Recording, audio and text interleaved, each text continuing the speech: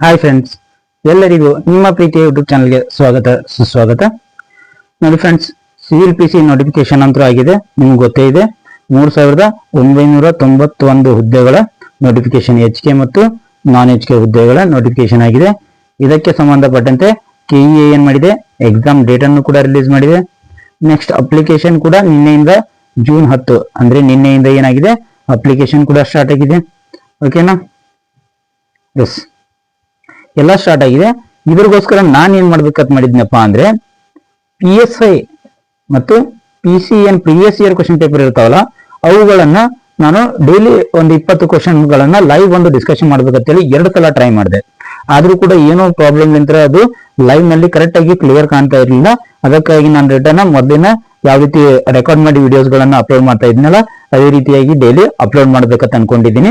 Daily ನಿಮ್ಗೆ upload classes ಅಂದ್ರೆ ಇವೇನ previous year questions, important questions ಅಥವಾ ಪ್ರೀವಿಯಸ್ ಇಯರ್ PSI ಕ್ವಶನ್ಸ್ ಗಳು 1998ರಿಂದ ಹಿಡ್ಕೊಂಡು 2022ರವರೆಗೆ ಕೇಳಿದಂತ PC ಆಗಿರ್ಬೋದು ಮತ್ತೆ PSI ಆಗಿರ್ಬೋದು, ಎಲ್ಲಾ ಪ್ರಶ್ನೆ ಪತ್ರಿಕೆಗಳನ್ನ ನಿಮ್ಗೆ ಒದಗಿಸುವಂತ ಕೆಲಸವನ್ನ ನಾನು ಮಾಡ್ತೀನಿ.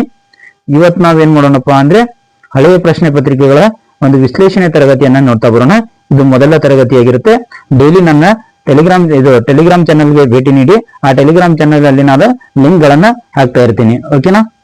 ಮೊದಲ ಪ್ರಶ್ನೆ ಏನಿದೆ ನೋಡಿ, ವಲ್ಲಭಭಾಯ್ ಪಟೇಲ್ ಅವರಿಗೆ ಸರ್ದಾರ್ ಎಂಬ ಬಿರುದು ನೀಡಿದವರು ಯಾರು? ನೋಡಿ, ವಲ್ಲಭಭಾಯ್ ಪಟೇಲ್ ಅವರಿಗೆ ಸರ್ದಾರ್ ಎಂಬ ಬಿರುದನ್ನು ಯಾರು ಕೊಡ್ತಾರತ್ತೆ ಪ್ರಶ್ನೆ ಇದೆ. ಇದು 1998ರ PSI ನಲ್ಲಿ ಕೇಳಿದಂತ ಒಂದು ಪ್ರಶ್ನೆ. Option A MA Jinnah, option B Jawaharlal Nehru, option C Rajagopalachari, option D MK Gandhi. ಇದಕ್ಕೆ ಸರಿಯಾದ ಉತ್ತರ ನೋಡ್ತಾ ಬರೋದಾದ್ರೆ MK ಗಾಂಧಿ ಅಥವಾ ಮಹಾತ್ಮ ಗಾಂಧೀಜಿಯವರು ಏನ್ ಮಾಡ್ತಾರೆ, ಸರ್ದಾರ್ ವಲ್ಲಭಭಾಯ್ ಪಟೇಲ್ ಅವರಿಗೆ ಸರ್ದಾರ್ ಎಂಬ ಬಿರುದನ್ನ ನೀಡ್ತಾರೆ. ನೆಕ್ಸ್ಟ್, ಫೋಟೋಸಿಂಥಸಿಸ್ ಆಗಲು ಸೂಕ್ತವಾಗಿರುವ ಬೆಳಕು ಯಾವುದು? ನೋಡಿ, ಫೋಟೋಸಿಂಥಸಿಸ್ ಅಂದ್ರೆ ಏನಪ್ಪಾ ಅಂದ್ರೆ ದ್ಯುತಿ ಸಂಶ್ಲೇಷಣೆ. ಫೋಟೋಸಿಂಥಸಿಸ್ ಅಂದ್ರೆ ಏನು? ದ್ಯುತಿ ಸಂಶ್ಲೇಷಣೆ. ಹೌದಾ?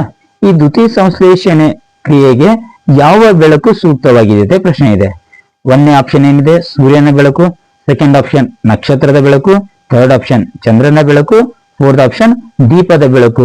ಇದಕ್ಕೆ ಸರಿಯಾದ ಉತ್ತರ ನೋಡ್ತಾ ಬರೋದಾದ್ರೆ ಸೂರ್ಯನ ಬೆಳಕು, ಫಸ್ಟ್ ಆಪ್ಷನ್ ಇದೆಯಲ್ಲ, ಇದು ಫೋಟೋಸಿಂಥಸಿಸ್ ಕ್ರಿಯೆಗೆ ಸೂಕ್ತವಾಗಿರುವಂತ ಒಂದು ಬೆಳಕು. ಹಾಗಾದ್ರೆ ಫೋಟೋಸಿಂಥಸಿಸ್ ಕ್ರಿಯೆ ನಡೆಸಬೇಕಂದ್ರೆ ಸಸ್ಯಗಳು ಏನ್ ಮಾಡ್ತಾವಪ್ಪ ಅಂದ್ರೆ CO2 ಎಂಬ ಅನಿಲವನ್ನ ಅಥವಾ ಕಾರ್ಬನ್ ಡೈಆಕ್ಸೈಡ್ ಅನ್ನ ಪಡೆದುಕೊಳ್ತಾವು. ನೆಕ್ಸ್ಟ್, ದ್ಯುತಿ ಸಂಶ್ಲೇಷಣೆ ಕ್ರಿಯೆಯ ಮೂಲಕ ಉಪ ಉತ್ಪನ್ನವಾಗಿ ಆಮ್ಲಜನಕವನ್ನ ಬಿಡುಗಡೆ ಮಾಡ್ತಾವು. ಉಪ ಉತ್ಪನ್ನವಾಗಿ ಯಾವುದನ್ನ ಬಿಡುಗಡೆ ಮಾಡ್ತಾವು? ಆಮ್ಲಜನಕವನ್ನ ಬಿಡುಗಡೆ ಮಾಡ್ತಾವು.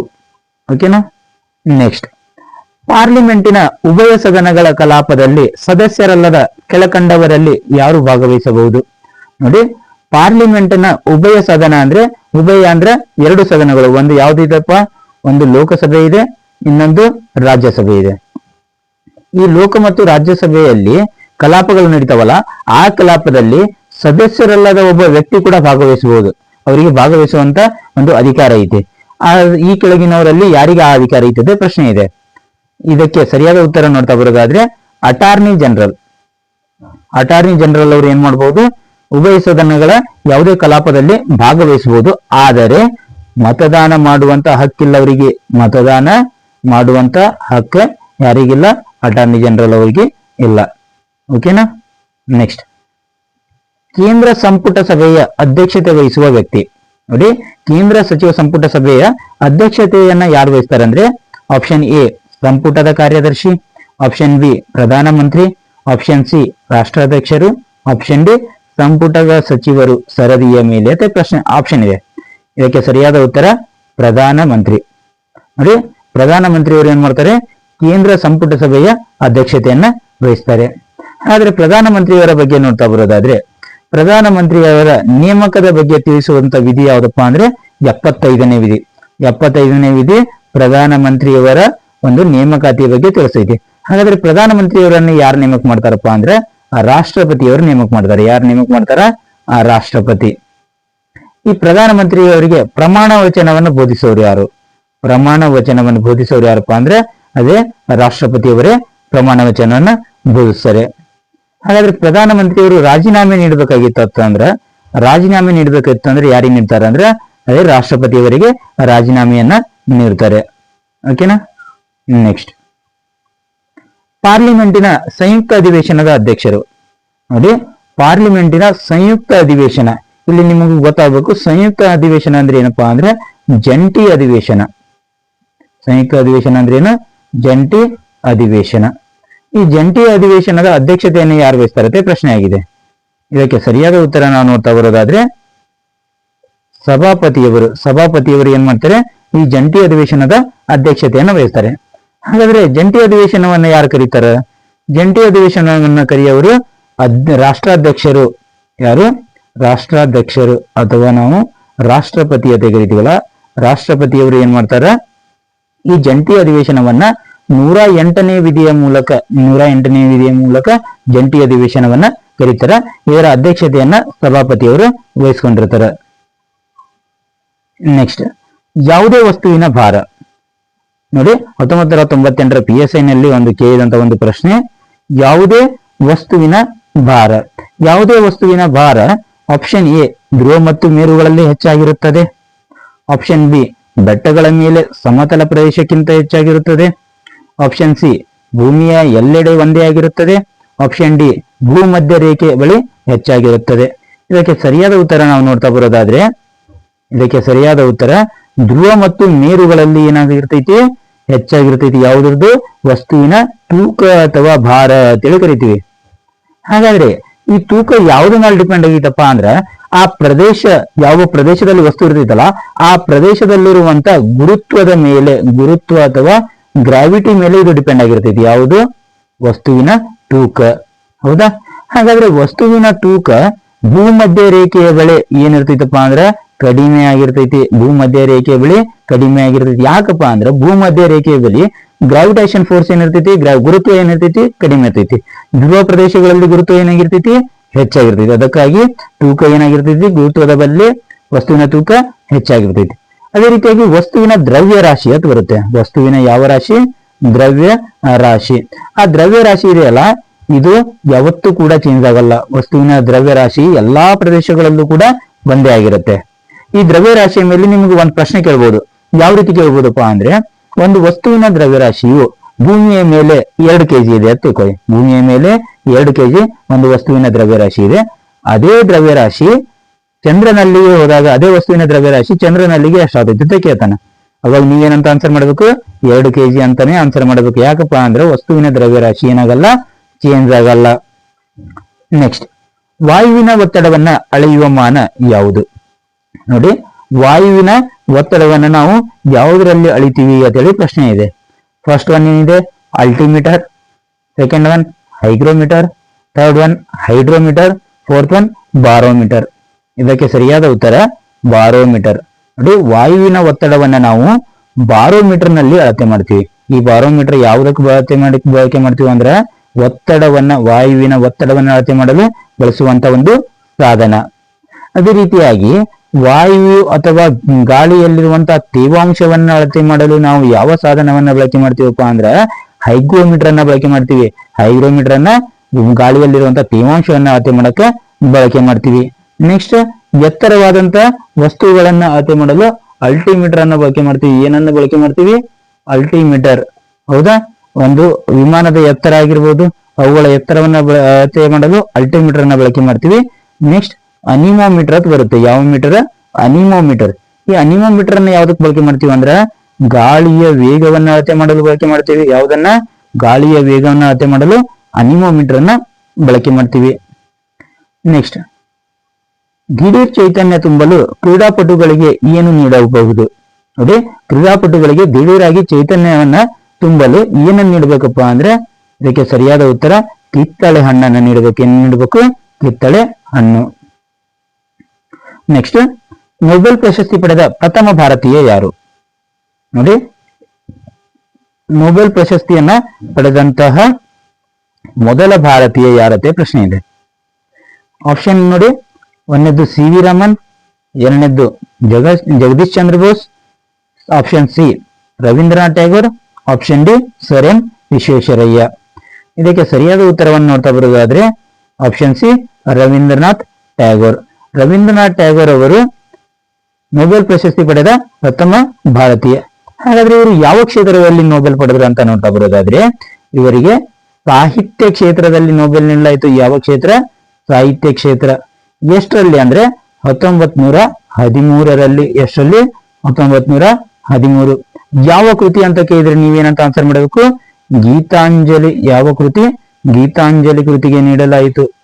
ಹೌದಾ? ಹಾಗಾದ್ರೆ ನಾವು ಇವಾಗ ನೊಬೆಲ್ ಪ್ರಶಸ್ತಿಯ ಬಗ್ಗೆ ನೋಡ್ತಾ ಬರೋಣ. ಈ ನೊಬೆಲ್ ಪ್ರಶಸ್ತಿಯನ್ನ ಯಾರ ಹೆಸರಿನಲ್ಲಿ ನೀಡಲಾಗುತ್ತೆ ಅಂದ್ರೆ ಆಲ್ಫ್ರೆಡ್ ನೊಬೆಲ್ ಅವರ ಹೆಸರಿನಲ್ಲಿ ನೀಡಲಾಗುತ್ತೆ. ಯಾರ ಹೆಸರು? Alfred Nobel. ಹಾಗಾದ್ರೆ ಎಷ್ಟನೇ ಇಸುವಿನಿಂದ ನೀಡಲಾಯ್ತಪ್ಪ ಅಂದ್ರೆ ಮೊಟ್ಟ ಮೊದಲ ಬಾರಿಗೆ 1901ರಲ್ಲಿ ಇದನ್ನ ನೀಡಲಾಯಿತು. ಮೊದಲಿಗೆ 5 ಕ್ಷೇತ್ರದಲ್ಲಿ ನೀಡ್ತಿದ್ರು ನೊಬೆಲ್ ಪ್ರಶಸ್ತಿಯನ್ನ. ಮೊದಲಿಗೆ 5 ಕ್ಷೇತ್ರದಲ್ಲಿ ನೀಡ್ತಾ ಇದ್ರು. ಆ 5 ಕ್ಷೇತ್ರಗಳು ಯಾವಪ್ಪ ಅಂದ್ರೆ, ಒಂದು ಭೌತಶಾಸ್ತ್ರ, 2ನೇದು ರಸಾಯನಶಾಸ್ತ್ರ, 3ನೇದು ವೈದ್ಯಕೀಯ, 4ನೇದು ಶಾಂತಿ, 5ನೇದು ಸಾಹಿತ್ಯ. ಈ 5 ಕ್ಷೇತ್ರದಲ್ಲಿ 1901ರಲ್ಲಿ ನೀಡ್ತಾ ಇದ್ರು. ಆದ್ರೆ 1968ರಲ್ಲಿ ಏನ್ ಮಾಡ್ತಾರೆ? 1968ರಲ್ಲಿ ಏನ್ ಮಾಡ್ತಾರಪ್ಪ ಅಂದ್ರೆ, ಅರ್ಥಶಾಸ್ತ್ರಕ್ಕೂ ಕೂಡ ನೊಬೆಲ್ ಪ್ರಶಸ್ತಿಯನ್ನು ಸ್ಥಾಪನೆ ಮಾಡ್ತಾರೆ. ಯಾವುದಕ್ಕ? ಅರ್ಥಶಾಸ್ತ್ರಕ್ಕೆ. ಹಾಗಾದ್ರೆ ಅರ್ಥಶಾಸ್ತ್ರಕ್ಕೆ ಪ್ರಥಮ ಬಾರಿಗೆ ನೊಬೆಲ್ ಪ್ರಶಸ್ತಿ ನೀಡಿದ್ದು ಯಾವಾಗ ಅಂತ ಪ್ರಶ್ನೆ ಕೇಳಿದ್ರೆ 1969ರಲ್ಲಿ. ಯಾವುದಕ್ಕೆ? ಎಕನಾಮಿಕ್ಸ್ ಕೂಡ ಏನ್ ಮಾಡಲಾಗುತ್ತೆ? ನೊಬೆಲ್ ಪ್ರಶಸ್ತಿಯನ್ನ ನೀಡಲಾಗುತ್ತೆ. ಹಾಗಾದ್ರೆ ಪ್ರಸ್ತುತ ಎಷ್ಟು ವಿಭಾಗಕ್ಕೆ ನೀಡಲಾಗ್ತಾ ಇದೆ ನೊಬೆಲ್ ಪ್ರಶಸ್ತಿ? 6 ವಿಭಾಗಕ್ಕೆ ನೀಡಲಾಗ್ತಾ ಇದೆ. ಎಷ್ಟು ವಿಭಾಗ? 6 ವಿಭಾಗ. ನೆಕ್ಸ್ಟ್, ಬಂಡಾಯ ಚಳುವಳಿ ಈ ಕೆಳಗಿನ ಯಾವುದಕ್ಕೆ ಸಂಬಂಧಿಸಿದೆ? ಬಂಡಾಯ ಚಳುವಳಿ ಅನ್ನೋದು ಯಾವುದಕ್ಕೆ ಸಂಬಂಧಪಟ್ಟೈತೆ ಅಂತೇಳಿ PSI 2000ರಲ್ಲಿ ಕೇಳಿದಂತ ಒಂದು ಪ್ರಶ್ನೆ. ಫಸ್ಟ್ ಆಪ್ಷನ್ ರಂಗಭೂಮಿ, ಸೆಕೆಂಡ್ ಆಪ್ಷನ್ ಸಾಹಿತ್ಯ, ಥರ್ಡ್ ಆಪ್ಷನ್ ಚಲನಚಿತ್ರ, ಫೋರ್ತ್ ಆಪ್ಷನ್ ರಾಜಕೀಯ. ಇದಕ್ಕೆ ಸರಿಯಾದ ಉತ್ತರ ನೋಡ್ತಾ ಬರೋದಾದ್ರೆ ಇದು ಸಾಹಿತ್ಯಕ್ಕೆ ಸಂಬಂಧಪಟ್ಟಿರುವಂತಹ ಒಂದು ಚಳುವಳಿ. ಬಂಡಾಯ ಚಳುವಳಿ ಸಾಹಿತ್ಯಕ್ಕೆ ಸಂಬಂಧಪಟ್ಟಂತ ಒಂದು ಚಳುವಳಿ. ಹೌದಾ? ನೆಕ್ಸ್ಟ್, ಈ ಕೆಳಗಿನ ಯಾವ ಸಾಗರವು ಏಷ್ಯಾ ಮತ್ತು ಅಮೆರಿಕದ ತೀರಗಳನ್ನ ಮುಟ್ಟುತ್ತದೆ? ನೋಡಿ, 4 ಸಾಗರಗಳನ್ನ ನೀಡಲಾಗಿದೆ. ಆ 4 ಸಾಗರಗಳಲ್ಲಿ ಯಾವ ಸಾಗರವು ಏಷ್ಯಾ ಮತ್ತು ಅಮೆರಿಕ ತೀರಗಳನ್ನ ಮುಟ್ಟುತ್ತದೆ ಕೇಳಲಾಗಿದೆ. ಫಸ್ಟ್ ಆಪ್ಷನ್ ಹಿಂದೂ ಮಹಾಸಾಗರ, ಸೆಕೆಂಡ್ ಆಪ್ಷನ್ ಪೆಸಿಫಿಕ್ ಸಾಗರ, ಥರ್ಡ್ ಆಪ್ಷನ್ ಅಟ್ಲಾಂಟಿಕ್ ಸಾಗರ, ಫೋರ್ತ್ ಆಪ್ಷನ್ ಅಂಟಾರ್ಟಿಕಾ ಸಾಗರ. ಇದಕ್ಕೆ ಸರಿಯಾದ ಉತ್ತರ ಪೆಸಿಫಿಕ್ ಸಾಗರ. ಈ ಪೆಸಿಫಿಕ್ ಸಾಗರ ಇದೆಯಲ್ಲ, ಇದು ಏಷ್ಯಾ ಮತ್ತು ಅಮೆರಿಕದ ತೀರಗಳನ್ನ ಮುಟ್ಟುವಂತ ಒಂದು ಸಾಗರ ಆಗೈತಿ. ಇದು ಎಲ್ಲಾ ಸಾಗರಗಳಲ್ಲಿ ಟೋಟಲ್ 5 ಸಾಗರಗಳದಾವಲ್ಲ, ಅವುಗಳಲ್ಲಿ ಅತ್ಯಂತ ದೊಡ್ಡ ಸಾಗರ ಯಾವುದು? ಪೆಸಿಫಿಕ್ ಸಾಗರ. ಮತ್ತು ಅತ್ಯಂತ ಆಳವಾದ ಸಾಗರವು ಕೂಡ ಇದೆ, ಪೆಸಿಫಿಕ್ ಸಾಗರ.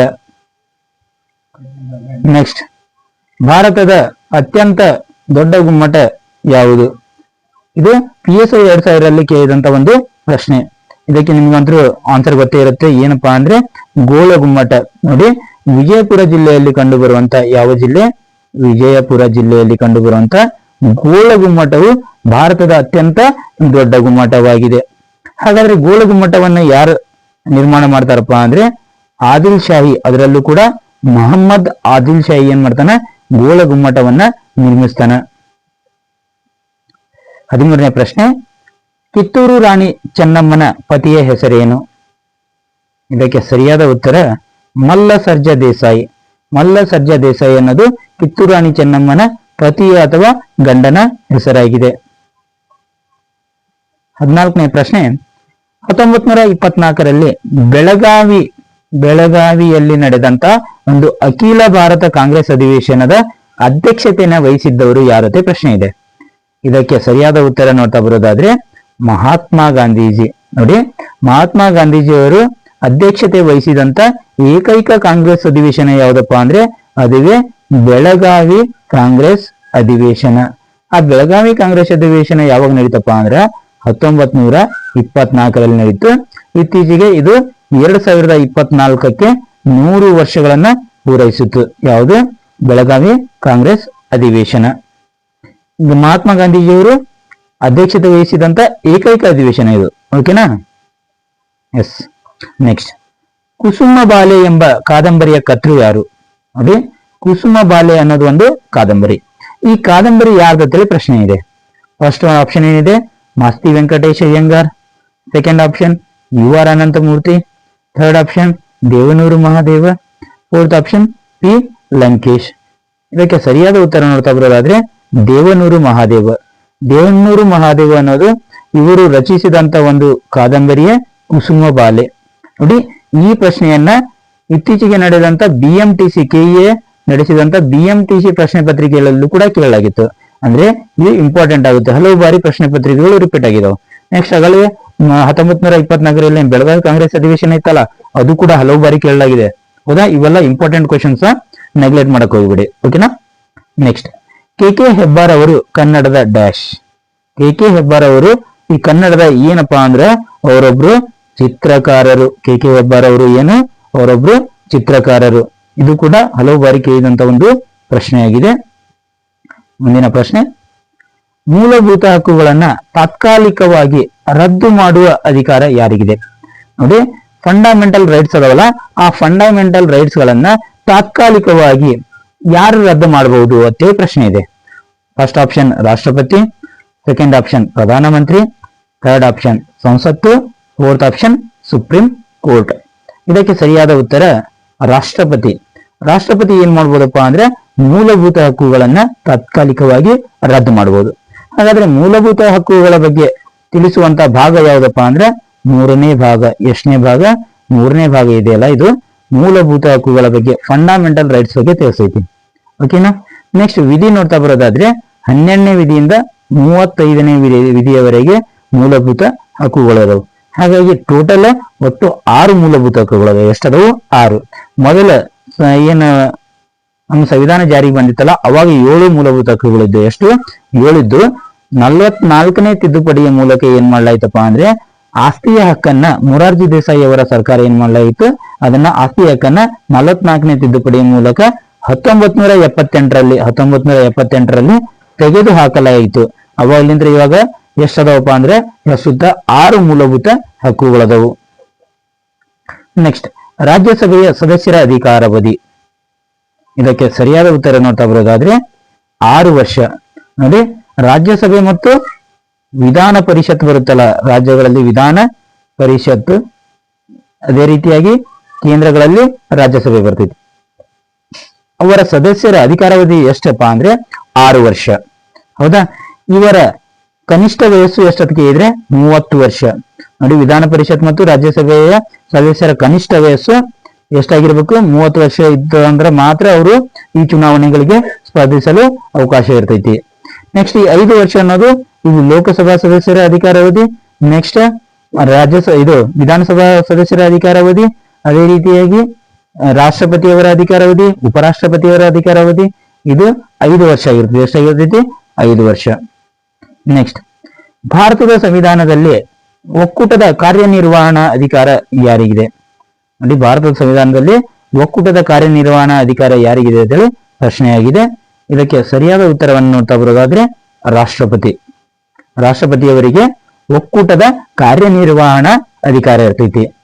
ಹಾಗಾದ್ರೆ ರಾಷ್ಟ್ರಪತಿಯವರ ನೇಮಕದ ಬಗ್ಗೆ ತಿಳಿಸುವ ವಿಧಿ ಯಾವುದು? 52ನೇ ವಿಧಿ. ನೋಡಿ, ರಾಷ್ಟ್ರಪತಿಯವರ ನೇಮಕದ ಬಗ್ಗೆ ತಿಳಿಸುವಂತಹ ವಿಧಿ 52ನೇ ವಿಧಿ. ಹಾಗಾದ್ರೆ ರಾಷ್ಟ್ರಪತಿಯವರಿಗೆ ಪ್ರಮಾಣ ವಚನವನ್ನು ಬೋಧಿಸೋರು ಯಾರು? ರಾಷ್ಟ್ರಪತಿಯವರಿಗೆ ಪ್ರಮಾಣ ವಚನವನ್ನು ಬೋಧಿಸೋರು ಚೀಫ್ ಜಸ್ಟಿಸ್ ಆಫ್ ಇಂಡಿಯಾ, ಅಂದ್ರೆ ಸುಪ್ರೀಂ ಕೋರ್ಟ್ ನ ಮುಖ್ಯ ನ್ಯಾಯಾಧೀಶರು ಏನ್ ಮಾಡ್ತಾರೆ? ರಾಷ್ಟ್ರಪತಿಯವರಿಗೆ ಪ್ರಮಾಣ ವಚನವನ್ನ ಬೋಧಿಸ್ತಾರೆ. ಓಕೆನಾ. ನೆಕ್ಸ್ಟ್, ದಾದಾ ಸಾಹೇಬ್ ಫಾಲ್ಕೆ ಪ್ರಶಸ್ತಿ ಯಾವುದಕ್ಕೆ ಸಂಬಂಧಿಸಿದೆ? ನೋಡಿ, ದಾದಾ ಸಾಹೇಬ್ ಫಾಲ್ಕೆ ಪ್ರಶಸ್ತಿ ಇದು ಚಲನಚಿತ್ರಕ್ಕೆ ಸಂಬಂಧಿಸಿದೆ. ನೋಡಿ, ಚಲನಚಿತ್ರದಲ್ಲಿ ಯಾರು ಜೀವಮಾನ ಸಾಧನೆ ಮಾಡ್ತಾರಲ್ಲ ಅವರಿಗೆ ಏನ್ ನೀಡಲಾಗುತ್ತೆ? ಈ ದಾದಾ ಸಾಹೇಬ್ ಫಾಲ್ಕೆ ಪ್ರಶಸ್ತಿಯನ್ನ ನೀಡಲಾಗುತ್ತೆ. ಯಾವ ಪ್ರಶಸ್ತಿ? ದಾದಾ ಸಾಹೇಬ್ ಫಾಲ್ಕೆ ಪ್ರಶಸ್ತಿ. ಓಕೆನಾ. ಇದಿಷ್ಟು ಏನಾಗಿತ್ತಪ್ಪ ಅಂದ್ರೆ ಇಂದಿನ PSI ಪ್ರಶ್ನೆಗಳ ಡಿಸ್ಕಷನ್ ಕ್ಲಾಸ್ ಆಗಿತ್ತು. ಇದೇ ರೀತಿಯ ಇನ್ನಿತರ ತರಗತಿಗಳಿಗಾಗಿ ನಮ್ಮ ಚಾನೆಲ್ ಅನ್ನ ಸಬ್ಸ್ಕ್ರೈಬ್ ಮಾಡ್ಕೊಳ್ಳಿ. ಇದರ ಜೊತೆಗೆ ಸಂವಿಧಾನದ ಕ್ಲಾಸ್ಗಳನ್ನು ಕೂಡ ತರಬೇಕಂತ ಅನ್ಕೊಂಡಿದ್ದೀನಿ. ಆದಷ್ಟು ಬೇಗ ಆ ಕ್ಲಾಸ್ಗಳನ್ನು ಕೂಡ ಸ್ಟಾರ್ಟ್ ಮಾಡ್ತೀನಿ. ಓಕೆನಾ. ಧನ್ಯವಾದಗಳು.